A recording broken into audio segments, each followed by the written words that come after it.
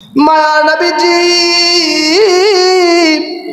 রাহমাতাল লিল আলামিন নবীজি বলেন, আমার উম্মতরা শোনো, যারা হারাম খাদ্য গ্রহণ করে তাদের ইবাদত বন্দেগী, তাদের দোয়া মোনাজাতের অবস্থা কেমন হবে? নবীজি বলেন, এমন একজন সফরকারী ব্যক্তি, যে ব্যক্তিটি অনেক দূর দূরান্ত থেকে সফর করেছে, চুলগুলো এলোমেলো, শরীরে ধুলাবালু লাগা, এই সফরকারী ব্যক্তি আল্লাহ তাআলার কাছে দোয়া করতেছেন, ইয়া রব্বি ইয়া রব্বি ইয়া রব্বি।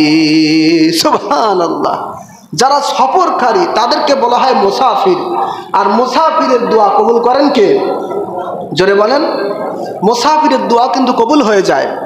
তো নবীজি বলছেন, এমন একজন মুসাফির ব্যক্তি, যেই ব্যক্তিটি অনেক দূর থেকে সফর করেছে, যার চুলগুলো এলোমেলো, শরীরে ধুলাবালু, এমন অবস্থায় ওই ব্যক্তিটি আকুতি মিনতির স্বরে আল্লাহ তাআলাকে ডেকে বলছে, ইয়া রব্বি ইয়া রব্বি ইয়া রব্বি, হে প্রভু, হে মালিক, আপনি আমার দোয়া কবুল করুন। সুবহানাল্লাহ।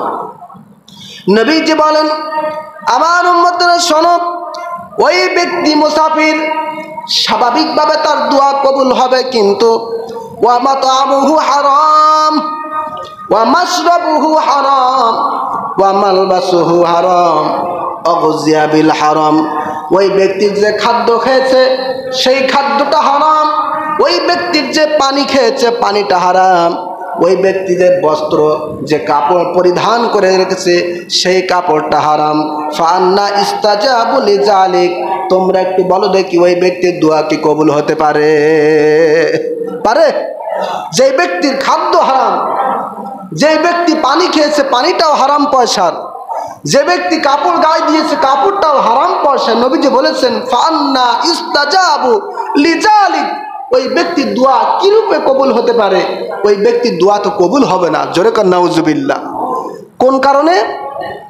হারাম ভক্ষণ করার কারণে, হালালটাকে গ্রহণ না করে হারাম উপার্জন করার কারণে, হারাম সম্পদ দেহের মধ্যে ঢুকানোর কারণে নবীজি বলছেন, ওই ব্যক্তি যত ইয়া রব্বি হে মালিক বলে বলে কাঁদুক না কেন, তার দোয়া আল্লাহর দরবারে কবুল হবে না। জোরে কর নাউজুবিল্লাহ। প্যারা বাবাজিরা আমার, তাহলে আমাদের ইবাদত বন্দেগী, আমাদের দোয়া মোনাজাত যদি আল্লাহর দরবারে কবুল না হয়ে যায়, তাহলে আমাদের অবস্থা কেমন হবে? আল্লাহর হাবিব জনাব রাসূল কারীম সাল্লাল্লাহু আলাইহি সাল্লাম আরেকটি হাদিসের মধ্যে স্পষ্ট বর্ণনা করে বলে দিয়েছেন, লা ইয়াদখুলুল জান্নাতা লাহমুন নাবাতা মিনাস সুহতি ওয়া কুল্লু লাহমিন নাবাতা মিনাস সুহতিন নারু আউলা বিহি। আল্লাহু আকবার। নবীজি বলেছেন, দুনিয়ার মানুষ যেই দেহের বস্তু হারাম মাল দ্বারা গঠিত, যেই দেহের বস্তু হারাম মাল দ্বারা গঠিত, ওই দেহ আল্লাহর জান্নাতে যাবে না। কার জান্নাতে যাবে না? জোরে বলেন। আল্লাহর জান্নাতে যদি আমরা না যেতে পারি, তাহলে অন্য কোন জান্নাত আছে নাকি? আছে? জান্নাত কয়টা? একটাই তো, আল্লাহর দরবারে। কাজেই জান্নাত পেতে হলে সে আল্লাহর দরবারেই যেতে হবে, আল্লাহর কাছ থেকেই নিতে হবে। কিন্তু নবীজি বলেছেন, লা ইয়াদখুলুল জান্নাতা লাহমুন নাবাতা মিনাস সুহতি, যার দেহ হারাম মাল দ্বারা গঠিত, ওই দেহ কখনো আল্লাহর জান্নাতে যাবে না। জোরে কর নাউজুবিল্লাহ। নবীজি তারপরে বলেন, ওয়া কুল্লু লাহমিন নাবাতা মিনাস সুহতিন নার, যেই দেহের গোশত হারাম মাল দ্বারা গঠিত, ওই দেহ আল্লাহর জান্নাতে যাবে না, বরং ওই দেহ আল্লাহর জাহান্নামে চলে যাবে। নাউজুবিল্লাহ। তাহলে ভালোভাবে বুঝতে হবে, হারাম সম্পদ যদি দেহের মধ্যে ঢোকে, হারাম সম্পদ যদি উপার্জন করে সংসার চালায়, নবীজি বলেছেন ওই দেহ আল্লাহর জান্নাতে তো যাবে না, বরং তাকে সরাসরি যেতে হবে কোথায়? জাহান্নামে। কোথায় যেতে হবে? আরেকটি হাদিস বলে নবীজি বলেছেন, মান ইশতারা সাওবান বিআসনাতি দারাহিমা ওয়া ফিহি দিরহামু হারাম। নবীজি বলেছেন, যেই ব্যক্তি 10 মুদ্রায় একটি কাপড় খরিদ করলো, একটি কাপড় কিনলো, কয় টাকায়? 10 টাকায়, 10 মুদ্রায়।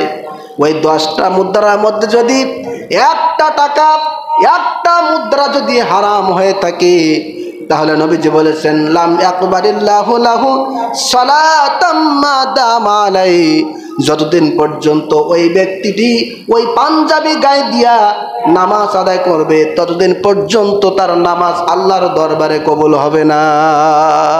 নাউজুবিল্লাহ। কার দরবারে কবুল হবে না?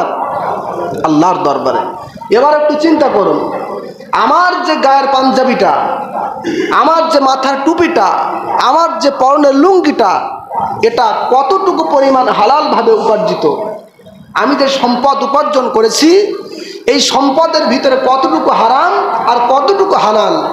হারাম যদি হয়, 1 পয়সা যদি হয়, তাহলে যতদিন পর্যন্ত ওই কাপড় পরে আমি নামাজ আদায় করব, নবীজি বলেছেন লাম ইয়াকবালিল্লাহু সালাতাম মা দামা আলাইহি, যতদিন পর্যন্ত তার ওই হারাম পয়সার টাকা দিয়ে কাপড় পরা, সেই কাপড় দিয়ে যে নামাজ আদায় করবে ওই নামাজ আল্লাহর দরবারে কবুল হবে না। জোরে কর নাউজুবিল্লাহ।